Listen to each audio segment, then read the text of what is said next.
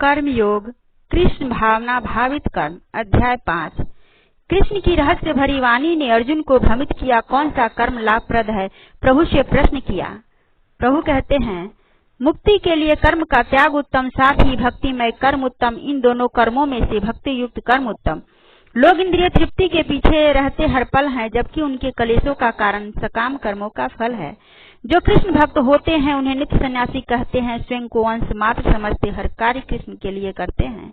समस्त कर्मों का त्याग करके कोई सुखी नहीं बन सकता है, परंतु भक्ति में लगकर परमेश्वर को प्राप्त कर सकता है। जो मन इंद्रियों को वश में रखता भक्ति भाव से कर्म करता वो विशुद्ध आत्मा होता है, कर्म बंधन में नहीं बंधता है।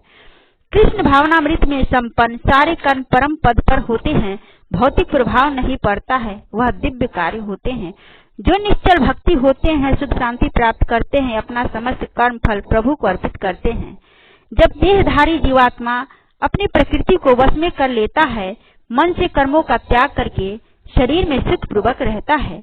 जब आत्मा शरीर में रहता उसका कोई वश नहीं चलता, न कर्म का सृजन करता। शरीर का तो हर कर्म प्रकृति के गुणों द्वारा किया जाता। भगवान परमात्मा के रूप में जीव के संग रहते हैं, मनुष्य की योग्यता अनुसार इच्छा पूरा करते हैं। परमेश्वर न तो पापों को ग्रहण करता, न मनुष्य के पुण्यों को लेता। भगवान उसे अपनी इच्छा पूरी करने देते जब जीव इच्छा के लिए मोहग्रस्त होता। जब मनुष्य की बुद्धि, मन, श्रद्धा और शरण भगवान में स्थिर हो जाते हैं, पुण्य ज्ञान द्वारा शुद्ध होकर मुक्ति द्वार तक जाते हैं।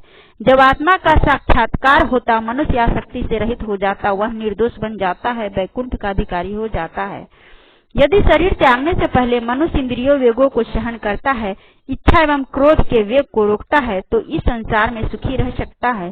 जो समाधि में बैठ जाता, अंतःकरण का सुख भोगता, ऐसा मुक्त पुरुष कभी वाह भक्ति सुख की कामना नहीं करता।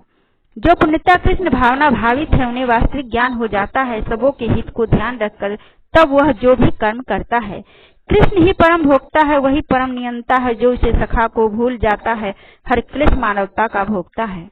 जब मनुष्य भक्ति करता है वह दिव्य स्थिति को प्राप्त होता है। अपने आध्यात्मिक स्वरूप को जानकर परमेश्वर को समझता है।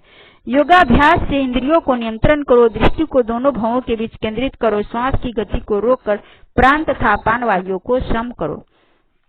इस योग विधि से मनुष्य भय क्रोध से रहित हो जाता है। परमात्मा की उपस्थिति को मनुष्य अनुभव करता है। जो कृष्ण चेतना में निरंतर भक्ति करता, आत्म साक्षात्कार में सिद्ध होता, वह शीघ्र मुक्ति प्राप्त करता है, निरंतर समाधि में रहता है। जय श्री कृष्ण, जय श्री कृष्ण, जय श्री कृष्ण।